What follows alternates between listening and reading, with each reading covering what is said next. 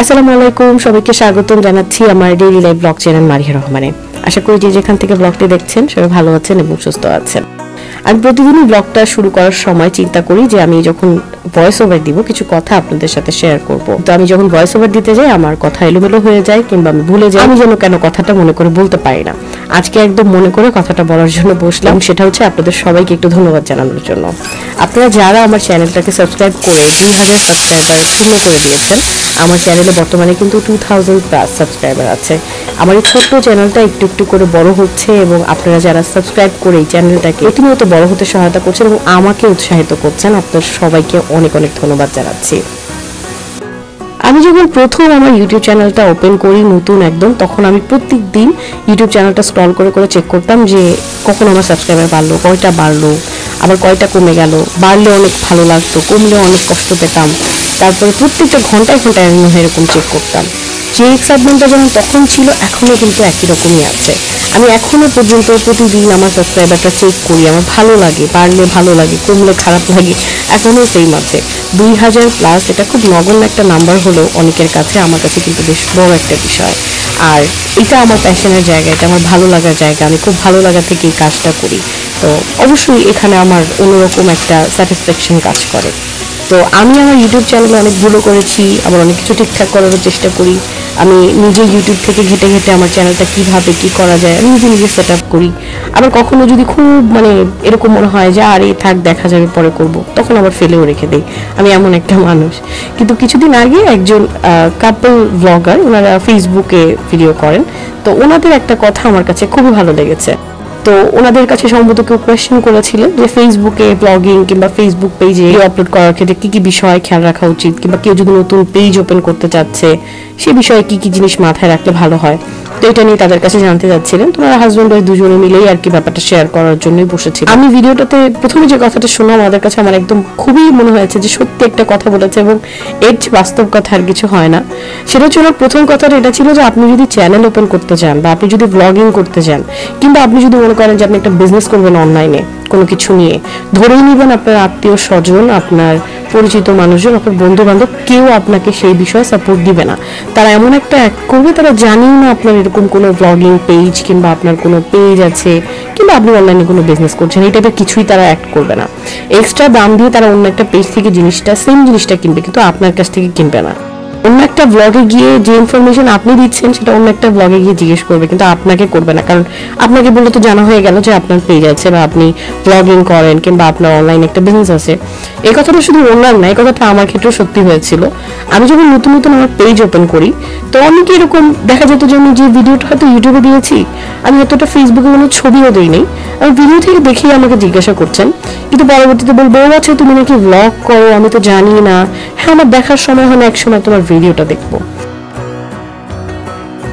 তো ওনারই কথাগুলো আমার কাছে বেশ ভালো লাগলো বলেই শেয়ার করা, এবং আমার মনে হলো যে আসলেও জিনিসগুলো সত্য অনেকাংশে। এবং আমরা তো আসলে সোশ্যাল লাইফে রিসেন্টলি দেখি যে মানুষ পার্সোনাল লাইফটাও টেনে আনে, কিন্তু আমি মনে করি যে পার্সোনাল এবং সোশ্যাল লাইফে সবসময় একটা পার্থক্য থাকা দরকার।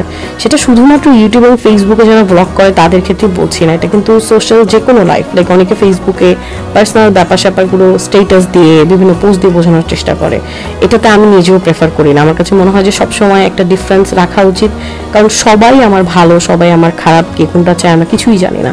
তো এই ডিফারেন্সটা যতদিন পর্যন্ত আমরা মেনটেন করতে পারবো ততদিন পর্যন্ত আমার মনে হয় যে আমাদের লাইফে ভিউ কম হলেও, অ্যাটেনশন কম পেলেও আমরা নিজেরা ভালো থাকতে পারবো। বেশ লম্বা একটা ডিসকাশন করলাম আপনাদের সাথে। এবার চলে আসি আমার রিয়েল লাইফে, যেখানে আমি এখন মুচিকে নিয়ে চলে এসেছিলাম হচ্ছে ভেটের কাছে।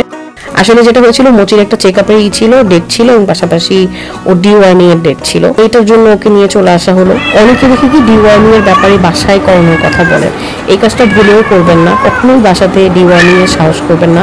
কিছুদিন আগে লালমাটিয়াতে ভেট ক্লিনিকে কিন্তু একটা বিড়ালের ডিওয়ার্মিং এর ডোজ উল্টাপাল্টা হওয়ার কারণে বিড়ালটা ইনস্ট্যান্ট মারা যায়, এবং এটা খুবই রিস্কি একটা জিনিস। এই ডিওয়ার্মিং ব্যাপারটা একদমই হেলাফেলার না, এটার দাম কিন্তু খুব বেশিও নেয় না, 300-350 টাকা দেয়।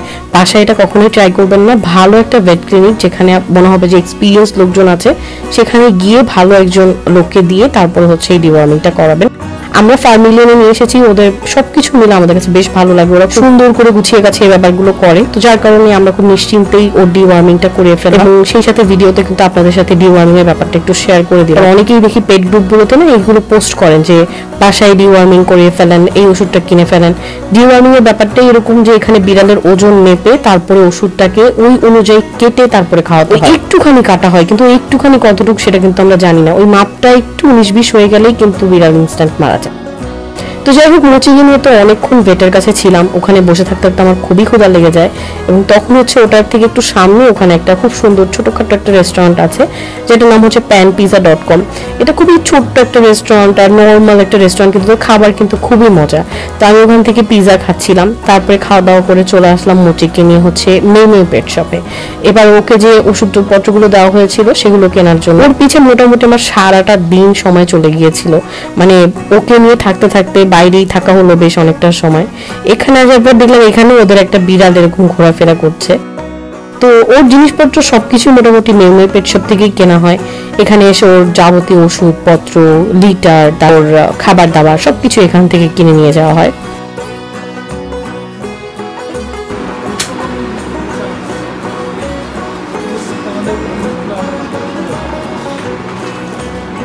বিড়ালের যে কত ধরনের জিনিস পাওয়া যায় এটা পেট শপগুলোতে না গেলে কখনোই কেউ আইডিয়া করতে পারবে না। যারা বিড়াল পালে না তাদের কাছে একদমই মনে হবে যে এগুলো আবার কিভাবে সম্ভব।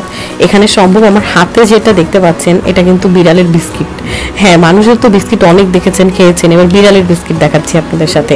এটা দেখতে একদম হুবহু মানুষের যে ছোট ছোট বিস্কিটগুলো হয় না, নোনতা নোনতা, ওই টাইপের বিস্কিটের মতো দেখতে। এটা হচ্ছে বিড়ালের জন্য, এটা ওটা ট্রিট হিসেবে খায়। এবং এরকম আরো অনেক আজগুবি জিনিসপত্র এখানে আছে। মোচির জন্য এটা কিনে কোনো লাভ নাই, কারণ এগুলো খেতেও পছন্দ করে না।